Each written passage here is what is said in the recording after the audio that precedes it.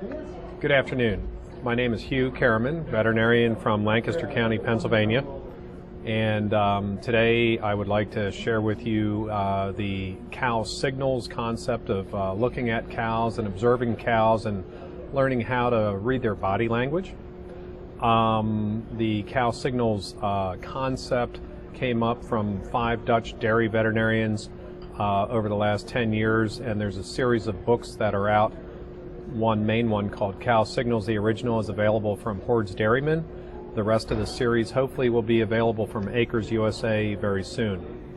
The CowSignals concept basically is it's the difference between looking at your cows versus like seeing them and understanding what they're telling you, because cows are speaking to us all the time, but we don't necessarily know what they're telling us. So CowSignals is basically looking at things that cows are telling us in their body language, and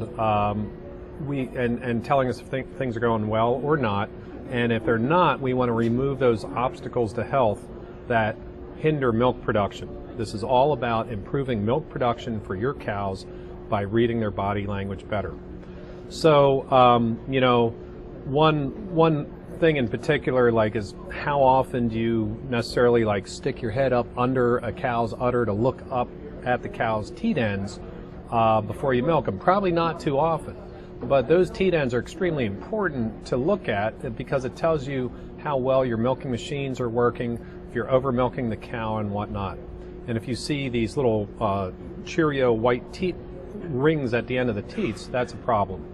And that tells you that there's milk vacuum fluctuation during milking time, and that can cause high somatic cell count, mastitis, and those teat rings can happen very quickly at the bottom of the teats when almost overnight, but they take about 2 months to go back up in where they should be, and that means during the dry period. The whole CowSignals concept, besides looking just at body language, is to keep in mind all the time what cows would be like if they're on pasture. And as organic dairy farmers, pasture is part of the whole picture in a wonderful way.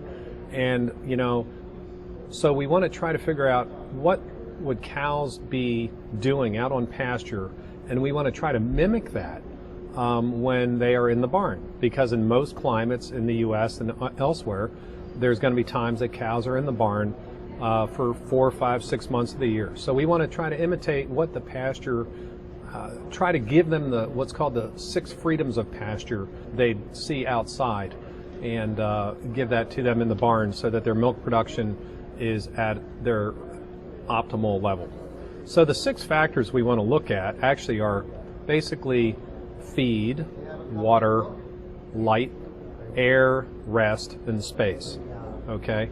So what do the cows get out on pasture, how they would be, and try to provide that in the barn. Cows lunge forward when they get up. That's just the way cows are out in the pasture. You just watch them. They lunge forward, then they get their back end up, and then they get up. Well, you have to give that lunge area in the barn as well. If you don't, they're going to get banged up. And, you might say, well, if they kind of get banged up a little, when they get up, so be it. But if they've got to do that every day, multiple times a day, it probably is going to hinder their milk production and them feeling good to get to the feed bunk. So you need to give them lunging area. The other thing you need to keep in mind, besides stall size and traction to the ground, is just basically some of the biology of the cow. What does a cow do in a 24-hour period?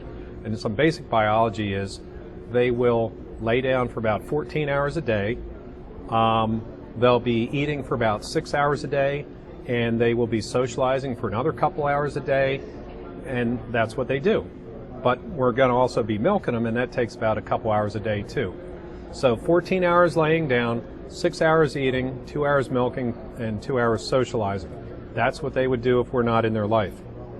Another few biological facts per cow per day that we want to promote, enhance, encourage, and emphasize in their life is to allow them to sleep as they normally would. Cows sleep for 20 minutes at a time, actually.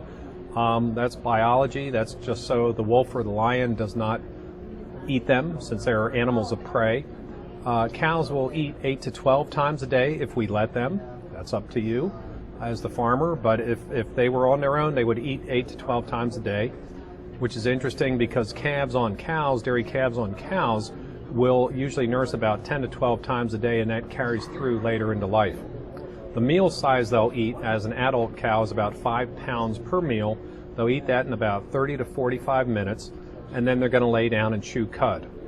And to know if a cow has enough fiber in her, you should count how many times when the cud comes up, how many times they chew that cud for each time they bring up a cud, and it should be close to 60, 50 minimum. If it's less than 50, they probably don't have enough fiber in their diet. Also, about an hour after they eat, about 60% of the animals should be chewing cud at any time, or more. So then we want to just simply observe, look, and see what the animals are telling us. We want to look and see everything in the picture. We want to look at the whole big picture. If we're looking at the cows out in pasture, we want to see how they are standing. Are they clumped up? Cows clump when they're afraid. They're nice and spread out when they're happy and they're at ease. If all the cows are grazing and there's 1 or 2 animals that are in a puddle drinking water, we want to think, why is that? And maybe it's because we're not giving them enough water. Okay, and we always need to give the cows enough feed and water, whether it's on the pasture or in the barn. Cows will need about 40 to 50 pounds of dry matter per day, whether it's fresh pasture, haylage, baleage, corn silage, hay, or straw, or even cardboard. They need a certain amount of stuff in their belly to help make milk. And they also need about 10 to 30 gallons of water a day, depending on where they are at stage of lactation, size of the animal, and the season. And whether or not we provide that for them is a major factor for them to make milk, and we should try to provide as much of that as possible. So we want to look at either the whole pasture scene where the cows are out there, or in the barn. Are they standing in stalls, all 4 feet in the stall? Or are they perching? Perching is when they have 2 feet in the stall, the 2 front feet in the stall, and 2 feet on the walkway. And when cows enter a stall, they should, within 1 minute, be laying down. If they're not laying down within 1 minute, something's wrong with the stall dimension, maybe the bedding or something like that, and they're not going to be laying down when they lay down, there's more blood flow through the udder for more milk production. If they're perching, and that's a good thing to look at, is like how many cows are perching in a freestall situation or things like that. That's not good. That should raise a flag, and you should say, why is that happening? So, the CowSignals idea is to look at the picture, recognize what's happening, and in CowSignals talk, it's very visual, and there's a lot of slides to look at so that you can go home and look at your cows and understand what they're saying, and then ask, why are they doing that? Figure out why, and then correct it, hopefully, so that you're removing an obstacle of production. And also you want to look at any unexplained notable observations, such as a cow or 2 in a pond out in the pasture, in a puddle, drinking from a puddle. Why would that be? You want to also look at what waiting cows are. Waiting cows are cows that aren't doing anything that a cow would do to make to make milk, such as eating, drinking, resting, relaxing. Okay, so waiting cows would be, for example, cows at the lane in the pasture looking at you across a gate, all 40 cows or however many, they're looking at you, and they might be mooing, and they're just standing there. And that's a waiting sign because they want to come in. And you should provide that then. You should understand these cows want to come in, and they want to be either cooler or eat or drink in the barn area, let's say. And then you want to look at risk areas like laneways out to pasture, how rocky they are so they're not lame. You want to look at risk animals. Risk animals would be close up to calving cows, cows that are fresh by about a week or 2 or 3 weeks. And also risk areas, like when they're walking around in the barn, are there things that are sticking out, jutting out, that might give them a little gash or a bump or something that would happen repetitively every day that would decrease milk production. So you want to think, what are the causes of what I'm seeing on the cows, and then act on that. So you know, the idea is also to look at, you can always tell how well the cows are being fed by looking at their rumen fill. The rumen fill, if you stand behind a cow, your left is her left, and the rumen is on the left-hand side. So you can look right below the short ribs and behind the large ribs, and there might be a triangle there. Rumen fill tells you how the cows have been eating in the last 6 to 8 hours. So after we eat lunch or after cows eat, you feel real big and bulky, and then, you know, you start digesting and everything. So the rumen fill can actually change within 5 or 10 minutes depending on how they're feeding and how much they're feeding. The belly profile tells you how well they've been eating over the last week, how well they've been maintaining their nutrients over the last week. And that's so if you stand behind a cow, your left is her left, and it should look like an apple on the left, a silhouette of an apple, and on the right it should be a silhouette of a pear. And it depends how pooched out that is or not, and that'll tell you how well she's been fed over the last week. And also if you're looking at her broadside, if you want to see a nice curve under the belly instead of just a flat belly, okay? Then body condition score, which most people are very familiar with, is how the animal looks along the top line, the backbone, the hook bones, the pin bones, and how angular all those bones are or how rounded they are, and that tells you how well the cow's been fed over the last month. So there's a real dynamic way of looking at how well you've been feeding your cows, how well they've been maintaining their nutrition, which has a direct association to milk production. So a cow if you see a very hollow rectangle or a triangle depressed in the rumen area, that means they haven't been eating as much as they could be in the last 6 hours. You essentially don't want to see any of that triangle on the left-hand side in a high-producing cow, or any cow, especially a high-producing cow, because they constantly need to eat feed, to be chewing cud, to make their milk. So those kind of things we would want to be looking at, and there's lots of ways looking at cows to do that.